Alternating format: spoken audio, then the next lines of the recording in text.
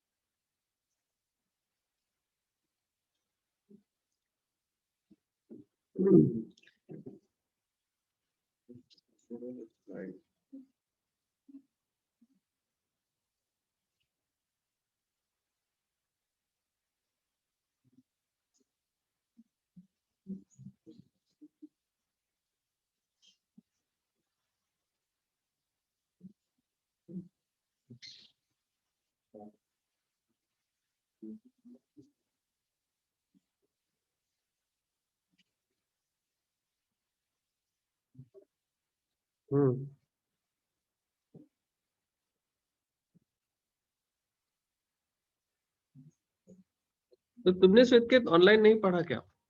Videos नहीं देखा? Starting chapter पर नहीं पढ़ा? श्लोक तुम्हें ही बोल रहा हूँ, दोनों को बोल।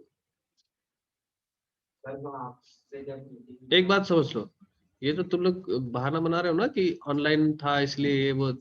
अभी जितने आप ऑफलाइन पढ़ते हो ना उससे ज्यादा ऑनलाइन पढ़ रहे हो, अभी भी पढ़ रहे हो। और 12th के बच्चों को जाके देखो, सब ऑनलाइन पढ़ते हैं।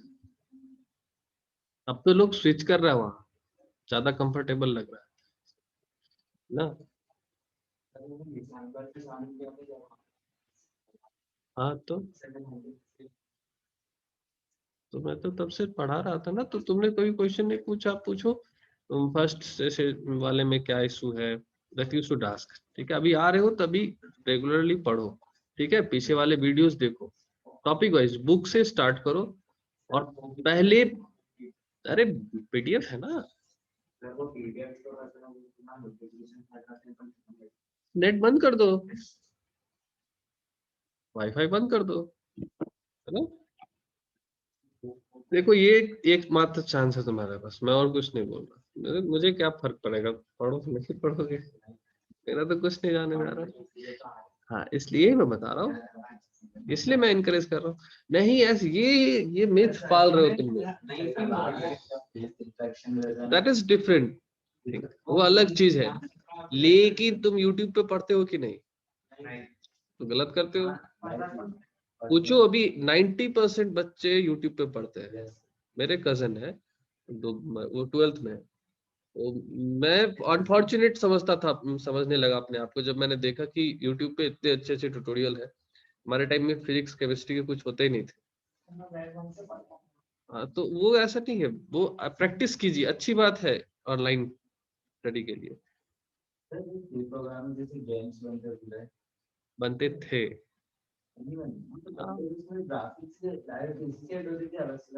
आपने बहुत विंडोज प्रोग्रामिंग है, इस बुक का देखना लास्ट चैप्टर। ग्राफिक्स अलग, एक पूरा कंप्यूटर ग्राफिक्स का कोर्स ही है, फुल फ्लेज कोर्स, जिसमें तुम्हें ये सिखाते हैं कि शेप्स को कैसे यूज करना है, एनिमेट कैसे करना है। एनिमेशन, सॉरी, एनिमेशन इज फिर अलग कोर्स है, ग्राफिक्स एक अलग कोर्स। तो प्रोग्रामिंग से अगर कोई गेम बनता है ना, प्रोग्रामिंग करके, तो वो इतना आसान नहीं। वो वही छोटे स्नेक वाले गेम बनते थे, है ना, स्नेक बाइट वाला, और कुछ नहीं। अभी जितने एक्सटेंडेड गेम है ना, ये सब अनरियल इंजन पे, जो हमारा फिजिक्स एक्स इंजन है, बहुत बड़ा फील्ड है अब ये। Sir I have a doubt. इसके जो सॉफ्टवेयर है वो सी पे बने होंगे। तुम ऐसा थोड़ा ना है कि वो लोग सी पे कोड करके पूरा बनाते हैं, नहीं, है ना। अब एक गेम बनाने के लिए कम से कम 20 सॉफ्टवेयर यूज होता है मिनिमम, और कितने प्रोग्रामिंग लैंग्वेज यूज होते हैं, नोबडी नोस। हाँ, क्योंकि एक गेम जो है वो बस ग्राफिक्स नहीं है, ऑप्टिमाइजेशन भी है, हार्डवेयर कंपोनेंट ऑप्टिमाइजेशन भी है, सॉफ्टवेयर ऑप्टिमाइजेशन भी है कि कितने मिनिमल हार्डवेयर पे ये अच्छा से अच्छा परफॉर्मेंस करे। मोबाइल फोन पे एक्सपेक्ट कर सकते थे कि पबजी चलेगा कभी? चला, चला, ठीक है। काउंटर स्ट्राइक खेलते थे जब हम लोग मतलब कॉलेज में थे, वो सबसे बड़ा गेम उस टाइम भी वही था, एनएफएस था एंड काउंटर स्ट्राइक। कभी हम लोग एक्सपेक्ट नहीं कर सकते थे कि ये फोन में आएगा, आ गया ना, इतने कम मेमोरी में, है ना, और इतने छोटे डिवाइस में। वहाँ उसका कूलिंग इशू होता था कि फैन में वहाँ एक्स्ट्रा फैन लगाना पड़ता था कूलिंग के लिए, तो पूरा गर्म हो जाता था उसका सीपीयू। अब मोबाइल को गर्म होता है, मामूली गर्म होता है ना।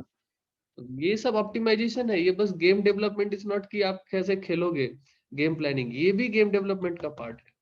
पैरेलल प्रोसेसिंग, ऑप्टिमाइजेशन, पूरा कंप्यूटर साइंस, मैथमेटिक्स, सब कुछ लगता है उसमें। ओके, समा वाज आस्किंग फॉर ये वाला लीप ईयर प्रोग्राम, तो मैं ना गूगल पे यूं ही सर्च कर लूंगा तो भी मिल जाएगा, और उसको समझने की कोशिश करो। अगर नहीं समझ में आ रहा है तो ग्रुप में पूछो क्या नहीं समझ में आ रहा है। फिर भी अगर कोई आंसर नहीं कर पाएगा और तुम्हें लगेगा कि नहीं अभी भी डाउट है मेरे पास, तो मेरे से पूछना।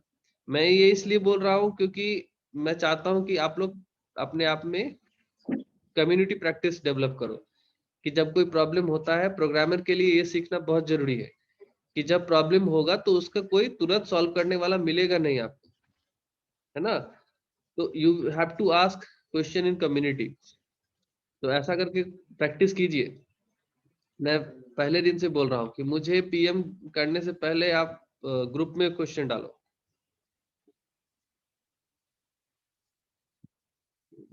कम स्टूडेंट आता है, ओके। तो हम लोग फंक्शन देख रहे थे, तो फंक्शन चैप्टर में वही चीजें हैं जो मैंने अभी आपको बताई। देखो फंक्शन में इससे ज्यादा कुछ भी नहीं है। अब इस चैप्टर को आप पढ़ना, पढ़ के आप समझो। 4 है कि 5 है?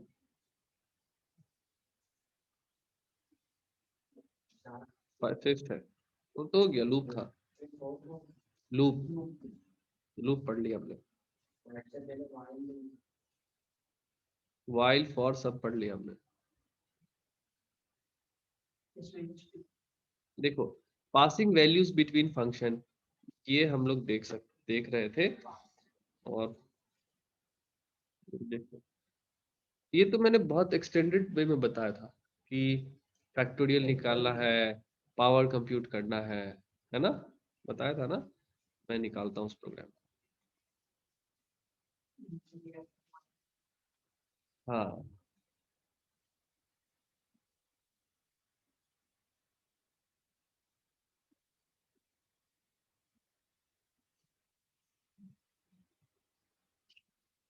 ये ना प्राइम नंबर वाला फंक्शन था, ऐड टू नंबर का भी फंक्शन था।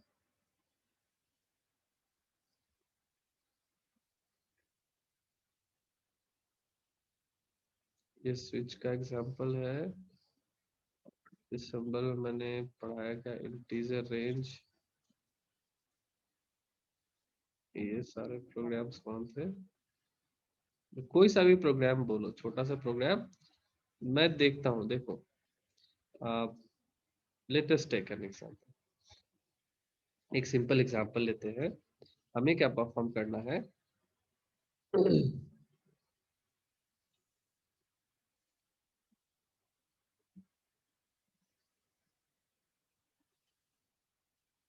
ठीक है, देखो ध्यान से,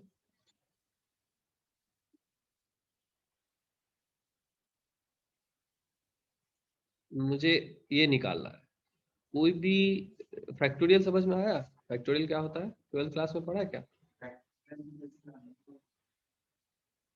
कोई सा भी नंबर दिया है अगर तुम्हें, तो इसके फैक्टोरियल को ऐसे लिखते हैं, पहली बात, ठीक है। इसका मतलब ये होता है, जिस तरह से अगर 5 का पावर 3 देने का मतलब ये है 5 इंटू 5 है ना।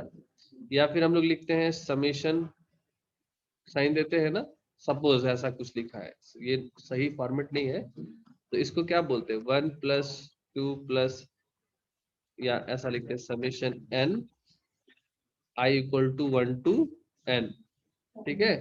और n की वैल्यू सपोज तुम्हें 5 दी हुई, तो तुम क्या करोगे, 3 प्लस 4 प्लस 5 ये करोगे। इसी तरह फैक्टोरियल है ये। फैक्टोरियल का मतलब होता है कि जो भी नंबर दिया है 1 से लेके उस नंबर तक का मल्टीप्लीकेशन। अगर तुम्हें फैक्टोरियल 6 दे दिया या फैक्टोरियल 2 दे दिया, मीनिंग इसको ऐसे भी लिखते हैं फैक्टोरियल, ये दोनों ही स्टाइल। तो 1 इंटू 2 फैक्टोरियल 7 देने का मतलब 1 into 2 into 3 into 4 into 5 into 6 into 7, that's it. ये फैक्टोरियल का मतलब है। पावर हम लोग जान रहे हैं किसको बोलते हैं। So what can I right it, I am writing expression. Expression क्या है, दैट की 5 का पावर 3 इसका फैक्टोरियल निकालो। पहले 5 का पावर 3 निकालो, जो भी आएगा उसका फिर फैक्टोरियल निकालो। फिर ये जो भी वैल्यूज होगी इसका फिर तुम क्या करो, पावर 2 करो। ये बहुत बड़ा वैल्यू हो जाएगा, 2 का लेते हैं, 2 का पावर 3 8 हो जाएगा ना, तो 2 का पावर 2 लेता हूं मैं, कोई सा भी स्मॉल पावर। हाँ, या फिर इसको जेनरिक फॉर्म में लेते हैं, a to the power b का फैक्टोरियल, जो निकलेगा उसका फिर पावर c। ये काम मुझे करना है। और फाइनली मैं बोल सकता हूँ कि अब उसका पूरे का फैक्टोरियल, कोई भी एक्सप्रेशन है ना।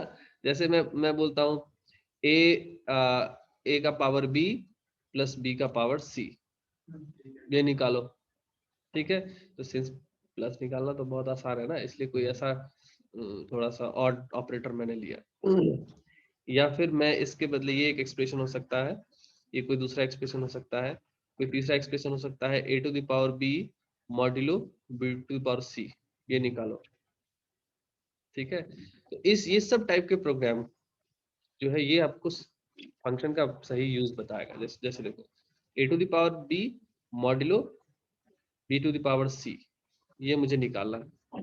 तो मुझे क्या करना पड़ेगा, सबसे पहले गौर से देखो मुझे इसको मैं थोड़ा सा कॉम्प्लेक्स कर सकता था, जैसे क्योंकि मुझे बार बार एक ही ऑपरेटर को यूज करना है। a modulo b power c modulo b modulo c power c, है ना, ये हमें करना था। और पावर d ऐसा बोल सकते हैं। तो यूज हमें क्या चाहिए, 4 नंबर यूजर से चाहिए। यूजर को बोलूंगा a b c d में कोई नंबर दो, वो जो जो भी नंबर देगा, सपोज 2 2 3 2 दिया उसने, है ना, उसने नंबर दिया। तो होना क्या है, 2 मॉड्यूलो 2 का power 3 and b modulo 2 modulo 3 power 2 अब मॉड्यूलो, ये निकालना है ना। तो सब क्या क्या काम करना है हमें, इतने सारे काम करने। तो जनरली मैं क्या करता, a मॉड्यूलो b निकालता पहले, इसको मैं किसी वेरिएबल में स्टोर करके रखता, सपोज t में। फिर मैं क्या करता, t1 में क्या करता, या t में ही क्या करता, t का पावर c निकाल लेता, है ना, इसका पावर c निकाल लेता। c क्या है, जो भी हमें दिया हुआ है 3। फिर मैं इधर राइट हैंड साइड वाले को निकालता, इसको सपोज t1 ले लो। फिर t2 में मैं क्या निकालता, b मॉड्यूलो c निकालता, और t2 को ही क्या कर देता, t2 द पावर d निकाल देता। अब फाइनली मुझे क्या करना है, t में t1 मॉड्यूलो t2 करना है। ये इतने सारे काम करने हैं। तो इसके लिए मैं अगर कोड लिखता चलूं ऐसा वाला, तो क्या होगा, और जब फंक्शन यूज करेंगे तो क्या होगा, यही डिफरेंस हम लोग सीखेंगे। और यही फंक्शन का इस बेस्ट एग्जांपल है। ये नहीं सीख पाने का मतलब है कि तुम दिक्कत हो रहा, तुम पढ़ो। तो लेट अस सी, ये बात समझ में आई ना, करना क्या है, ठीक है। तो मैं ये पार्ट कॉपी कर लेता हूँ, लेते हैं, सेव मैं फंक्शन।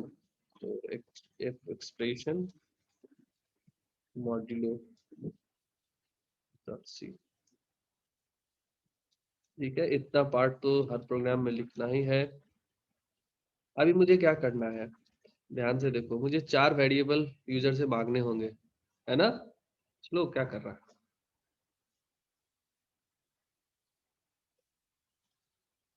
फोकस ना।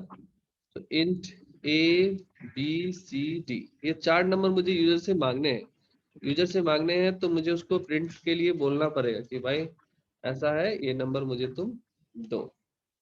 तो एंटर 4 नंबर और 4 इंटीजर कुछ भी। तो वो 4 नंबर जब देगा तो चारों नंबर को मुझे स्कैन करना पड़ेगा। स्कैन कहाँ से करना पड़ेगा, वो ब्लैक स्क्रीन पर तो टाइप तो कर देगा, लेकिन वहां से मैं खींच के यहाँ तक कैसे लाऊंगा। तो ये वाला यूज करूंगा। इसमें क्या होता है, राइट हैंड साइड में मुझे नंबर्स लिखने होते हैं विथ एम्परसेंट साइन, ठीक है, एम्परसेंट सी, एम्परसेंट डी, ठीक है। अब इस लेफ्ट हैंड साइड में जो है मुझे बताना होता है कि सब सीक्वेंस में, एक ही सीक्वेंस में, कि इन सबका टाइप क्या है। तो सबका टाइप है इंटीजर ही है, तो इंटीजर के लिए हम लोग परसेंटेज डी लिखते हैं, ठीक है। और 4 वेरिएबल है तो 4 बार लिखेंगे, और इसमें ना तो कोई स्पेस देंगे ना कॉमा देंगे। क्लियर? नहीं, ऐसा नहीं करता, सी यही बोलता है, इसमें कुछ नहीं कर सकते, है ना, लिखना ही पड़ेगा। अब इसका कोई लॉजिक भी नहीं है, इसको स्ट्रिक्टली डिफाइन किया गया है, ये यूज करना है। अभी नहीं पता चल रहा ना, जब यहाँ पे सपोज कोई फ्लोट वेरिएबल होता, सपोज डी कोई फ्लोट वेरिएबल होता, जो कि हो सकता है, क्या निकाल रहे हैं हम लोग, मॉड्यूलो निकाल रहे हैं ना, तो हम ले सकते हैं उसको फ्लोट वेरिएबल किसी एक को। तो पॉसिबल है मैं सबको फ्लोट लेता हूँ, अच्छा होगा हमारे लिए। फ्लोट लेते हैं तो इस सबको एफ करना पड़ेगा। अभी बता रहा हूँ, रुक जाओ। अगर मान लो इसमें से कोई सा भी एक वेरिएबल इंटीजर होता, या फिर कोई एक और होता हमारे पास इंट ई, है ना, और ई को भी इनपुट अगर हमें लेना होता, सपोज ई का भी इनपुट हमें लेना होता, तो हमें यहाँ लिखना होता क्या, परसेंटेज डी। हाँ बोलो।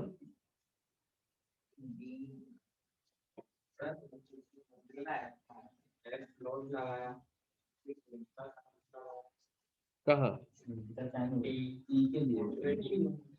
ई, ई एक नया वेरिएबल, इसको वेरिएबल डिक्लेरेशन बोलते हैं, वेरिएबल को डिक्लेयर करते हैं।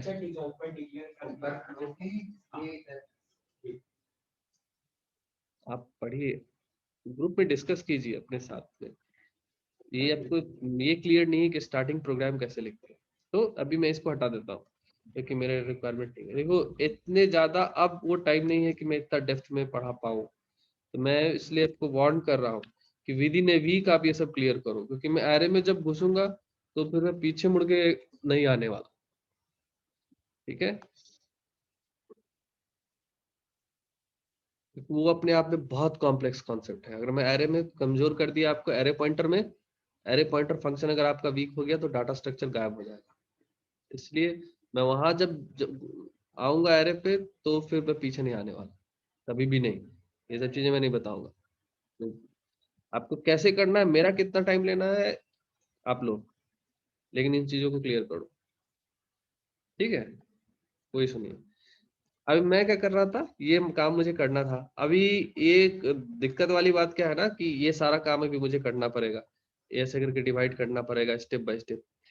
तो मैं क्या करता हूँ, सबसे अच्छी बात कि मैं ना एक फंक्शन डिफाइन करता हूँ, उसका नाम लिखता हूँ मॉड्यूलो, ठीक है, या मॉड फंक्शन बताता हूँ, ठीक है। फाइंड फाइंड रिमाइंडर, ठीक है, फंक्शन बनाया मैंने। ये फंक्शन क्या करेगा, इसको अगर तुम कोई सा भी 2 नंबर दो, ठीक है, कोई सा भी 2 नंबर दो, तो ये क्या करेगा, x को y से डिवाइड करेगा और रिमाइंडर बताएगा, ठीक है। तो इन z होगा। देखो मुझे कुछ नहीं पता है कि इसका कैसे यूज होने वाला है, लेकिन ये मुझे पता है कि रिमाइंडर कैसे काम करता है। तो मैंने लिख लिख दिया कि रिमाइंडर को अगर कोई, जैसे तुम्हें एडिशन के बारे में बोले तो तुम क्या बोलोगे, 2 नंबर दो, और मैं तुम्हें क्या दूंगा, सम दूंगा। उसी तरह रिमाइंडर फंक्शन है, जिसको कोई भी 2 नंबर मिलेगा तो वो क्या करेगा, जेड में x मॉड्यूलो 2 करके रखेगा, x मॉड्यूलो y करके रखेगा, जो भी आएगा वो ये रिटर्न कर देगा, ये इसका काम होगा। और पावर फंक्शन क्या करेगा, पावर फंक्शन क्या करेगा, इसको भी 2 नंबर चाहिए, क्यों चाहिए इसको 2 number, A to the power B निकालेगा ना, X to the power Y, है ना, बेस और एक्सपोनेंट जिसको बोलते हैं। तो ये क्या करेगा, उस जो भी नंबर तुम दोगे उसका पावर निकालेगा। पावर कैसे निकलता है,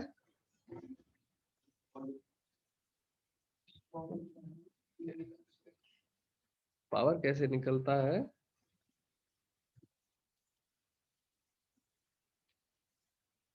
अगर मुझे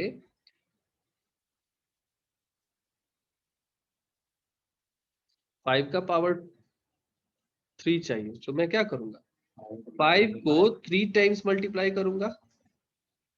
अब इसको समझो x to the power y में, यानी x को 3 टाइम्स y टाइम्स मल्टीप्लाई करूंगा, है ना,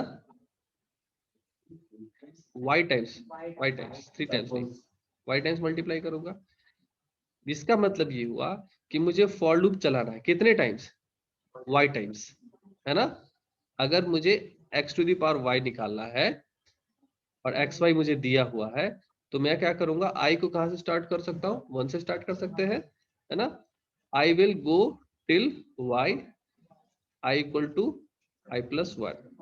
अभी मैं क्या करूंगा, x को किससे मल्टीप्लाई करूंगा, x से ही ना, और स्टोर किस में करेंगे, सॉरी, है कि नहीं, सही है ना। इनिशियली ऐसे होगा, ये देखो x को s से मल्टीप्लाई कर रहे हैं ना, है ना। आई से तो तब करेंगे जब फैक्टोरियल निकालेंगे, है ना। हाँ, कंफ्यूज नहीं होगा, ये यही लॉजिक होगा। देखो इसमें फाइन ट्यून रिक्वायरमेंट है, लेकिन लमसम ऐसा ही कुछ लॉजिक है हमारा, ठीक। तो इसी लॉजिक को हम इम्प्लीमेंट करते हैं। मैं ऑब्जेक्टिव मेरा ये है कि फंक्शन को समझो, फंक्शन क्या है। तो इसमें मैं क्या लिखूंगा, for i equal to 1, i is less और equal i, i equal to i plus 1, ठीक है। अभी x equal to x into x, ठीक है। देन मे बी इशू, मगर इसको देखते हैं अभी। वो आई डिफाइंड नहीं है, लेकिन ये आई को यूज कर रहा है जिसको, इसलिए इसको आई को डिफाइन करना पड़ेगा, ठीक है। मैं मान के चलता हूँ कि ये पावर का फंक्शन है। फाइनली ये क्या रिटर्न करेगा, रिटर्न एक्स को करेगा, ठीक है। या फिर मुझे क्या करना चाहिए था, अच्छी बात ये थी कि x की वैल्यू अपडेट हो जाएगी, तो मुझे z लेना चाहिए था और z से इसको मल्टीप्लिकेशन स्टार्ट करना चाहिए था। z इक्वल टू 1 ले लेना चाहिए था पहले टाइम, 1 से x को मल्टीप्लाई करेगा, फिर z में क्या चला जाएगा। चलो इसको आइटरेट करके देखते हैं, जिसको दिक्कत है वो समझ आ जाएगा।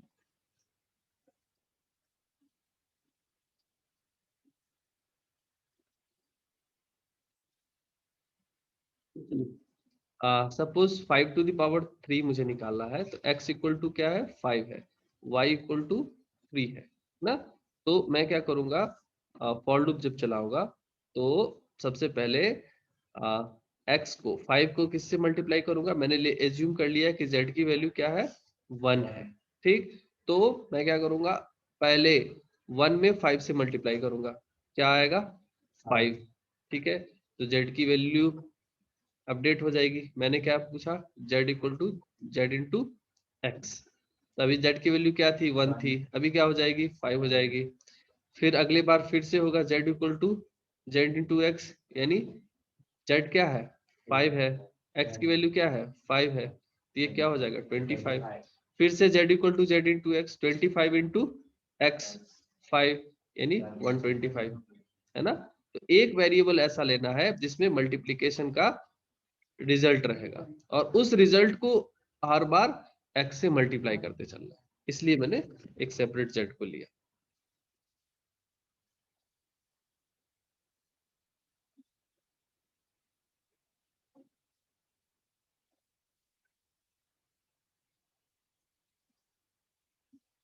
सर मैंने ऐड वाला प्रोग्राम बनाया था यूजिंग फंक्शन, बट वो इंट से वर्क कर रहा है, फ्लोट से नहीं।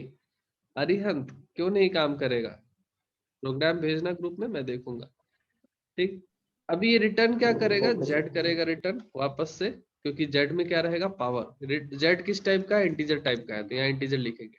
यहाँ भी जेड किस टाइप का है? इंटीजर टाइप का है, तो यहाँ भी हम इंटीजर लिखेंगे। अब ये काम हो गया, देखो काम कितना आसान हो गया। अभी मुझे वो वाला एक्सप्रेशन को कैलकुलेट करना है ना, तो मैं क्या करूंगा सबसे पहले मुझे क्या करना है, देखो ये a mod b निकालना है। ठीक है, तो mod फंक्शन क्या बोलता है? a mod b निकालना है। तो मैं सबसे पहले एक टेम्पोररी वेरिएबल ले लेता हूं, सपोज t में क्या रखूंगा? t equal to find remainder या mod, जो भी बोलो, किसका? a और b का। a और b का रिमाइंडर mod निकल के किस में आ जाएगा? t में आ जाएगा। अब क्या करना है? अब t का पावर c निकालना है ना? तो मैं क्या करूंगा, फिर मैं यूज करूंगा कौन सा फंक्शन? Power function. ठीक है, पावर फंक्शन, इसमें मुझे क्या क्या पास करना पड़ेगा? t पास करना पड़ेगा, और t का पावर क्या निकालना है? c। ध्यान से देखो, a mod भी हमारे पास t में स्टोर्ड है, अब t का पावर c निकालना पड़ेगा। तो ये मैं निकाल लिया, t का पावर c। इसको फिर वापस से मैं चाहूँ तो t में ही स्टोर करके रख दूंगा, कोई गलती नहीं है, कर सकते हैं। ठीक, अब फिर क्या करना है? ये वाला पार्ट कैलकुलेट करना है, तब जाके ये होगा, है ना? क्या हुआ? हाँ, तो ये इसका आंसर भी निकालना पड़ेगा, बी मॉडल सी निकालना पड़ेगा। तो इसको मैं T1 ले लेता हूँ। ठीक है, ऊपर भी हम लोग डिफाइन कर देते हैं T1 और T2, और T2 इक्वल टू, पहले तो रिमाइंडर फाइंड करेंगे। फाइंड रिमाइंडर किसका किसका? बी और सी का। बी सी का जो भी रिमाइंडर आएगा वो T2 में चला गया। अब T2 में क्या अपडेट कर देंगे? पावर। पावर ऑफ T2 का पावर क्या? D। T2 का पावर D, तो ये इसमें स्टोर हो गया। अब जब निकल गया T1 T2 में क्या आ गया? ये दोनों ही पार्ट कैलकुलेट हो गया। T1 में ये पार्ट आ गया, T2 में ये पार्ट आ गया। तो अब ये बस मॉड्यूल निकालना है। तब हम लोग क्या करेंगे? हम लोग बोलेंगे find reminder of T1 and T2। ठीक है, तो जो भी इसका मॉड्यूल आएगा उसको मैं फिर से सपोज T1 में रख ले रहा हूँ, कोई दिक्कत नहीं है। ठीक है, and then I would print.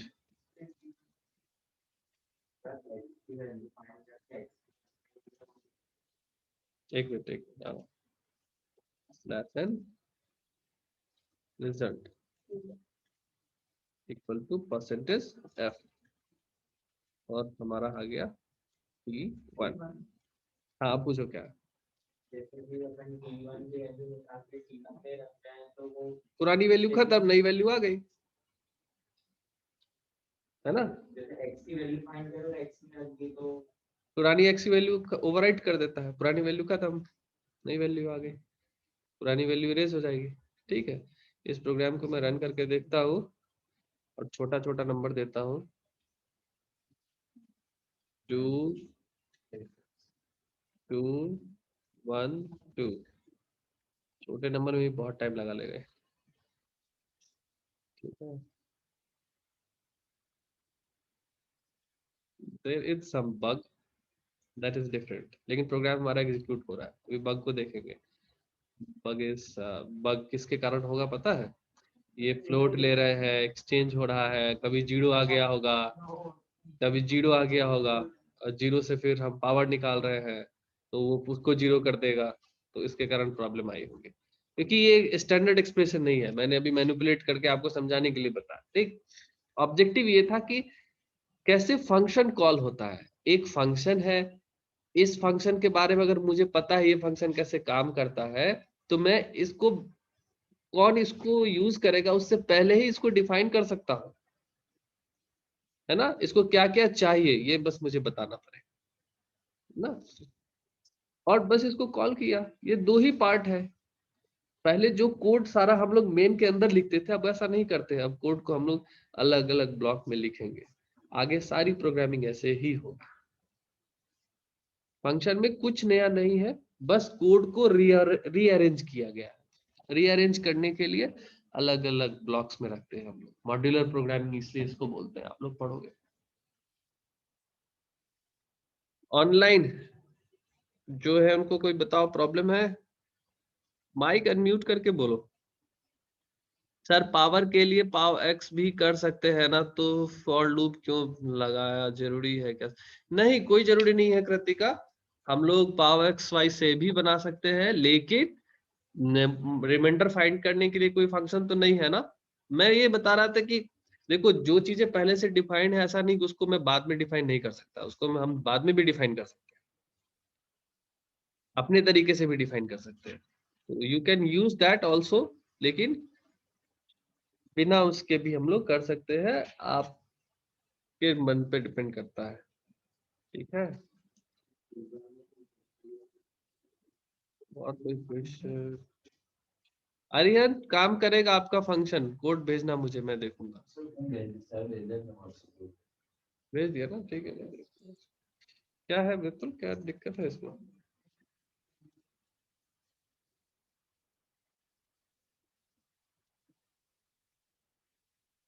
enter 2 number n1 n2, sum n1 n2 result। अब सम में क्या किया? Float sum, float number 1 number 2, float add, तो रिटर्न ऐड। कोड सही है, चलेगा, सही है। सर नहीं चल रहा है वो प्रोग्राम। नहीं काम करेगा क्या?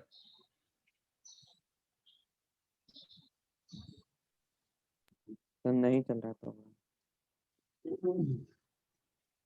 के बाद अगर अंडरस्कोर लगा दिया ना तो हो सकता है।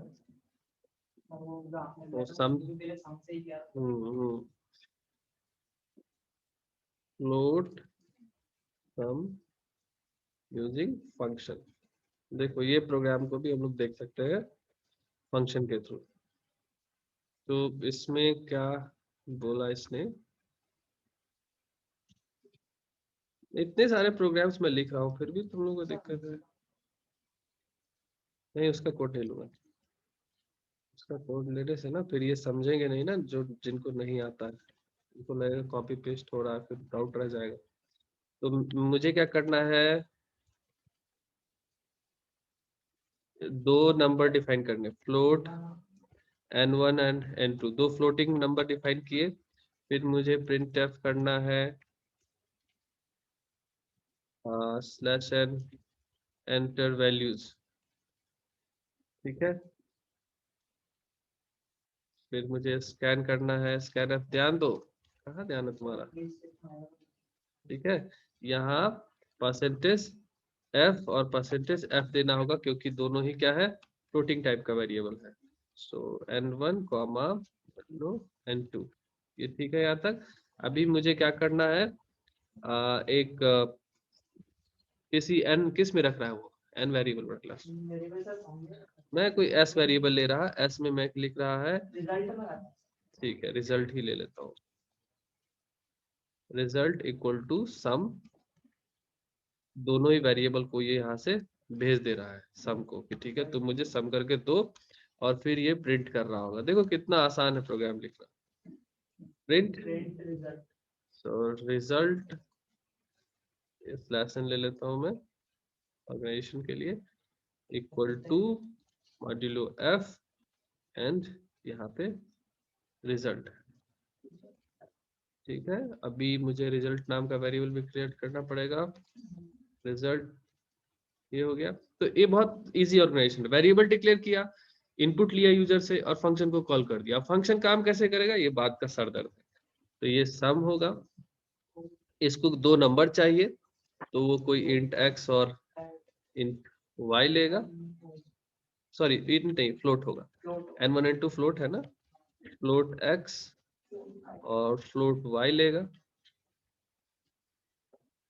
इसके बाद ये क्या करेगा, एक तीसरा नंबर ले सकता है, फ्लोट z ले सकता है, और सॉरी z लिया, और z equal to x plus y कर देगा और रिटर्न कर देगा, रिटर्न z, खत्म। सिंस z एक फ्लोट टाइप का है, इसका टाइप भी फ्लोट लिखना पड़ेगा। ठीक है, अब ये प्रोग्राम ऑलमोस्ट हो गया। अब इसको रन करके देखते हैं क्या इशू आ रहा है, फिर करेक्ट कर देंगे। ये सम बोल, देखो नीचे एरर दे रहा है, error conflicting type of some. इसका तुम नाम कुछ भी रख दो, सम 1 दे दो, सम का अंडरस्कोर कर दो, कुछ भी लगा दो, दिस शुड वर्क। अभी भी नहीं बना।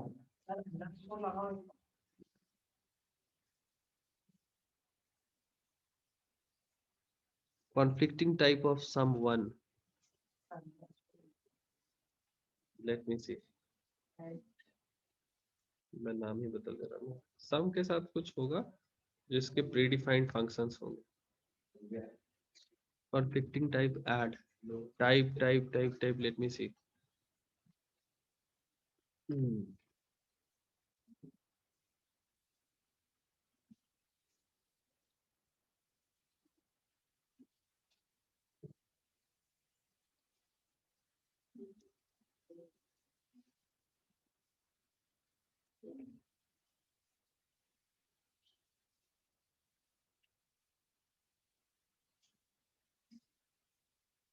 कारण int को बाय डिफॉल्ट लेता है, ये बताऊंगा, ये प्रोटोटाइप डेफिनेशन है। प्रोटोटाइप वो तरीका ये, अगर उसको नहीं यूज करना है तो ये चलना चाहिए। इसको मैं, ये प्रोटोटाइपिंग है, ठीक है, दिस विल आल्सो वर्क।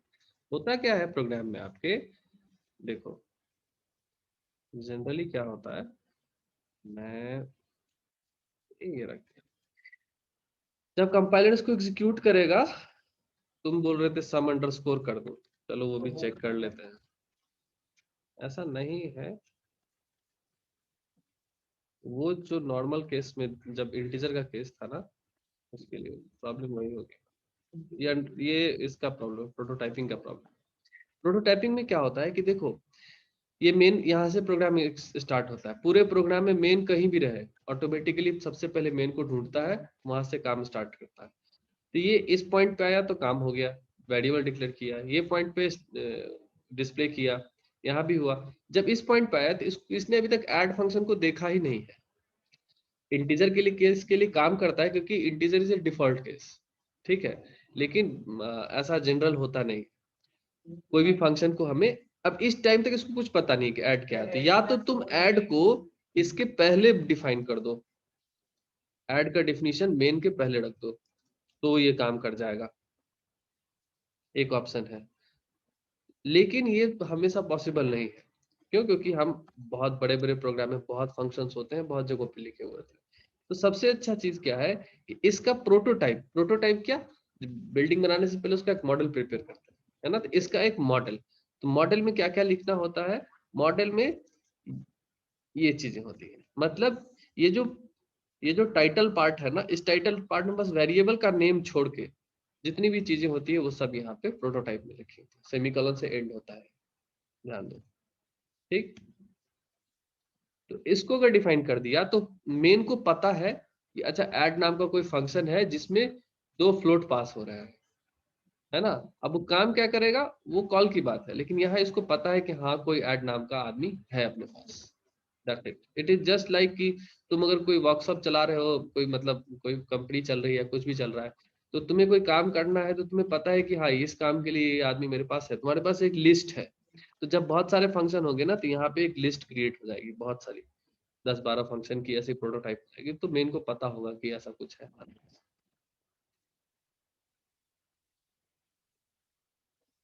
इसी को फंक्शन प्रोटोटाइप बोलते हैं, आपके सिलेबस में भी देखना फंक्शन प्रोटोटाइप नाम का एक वर्ड, ठीक है। किसी को ऑनलाइन में इशू है तो ग्रुप में भेजो मुझे।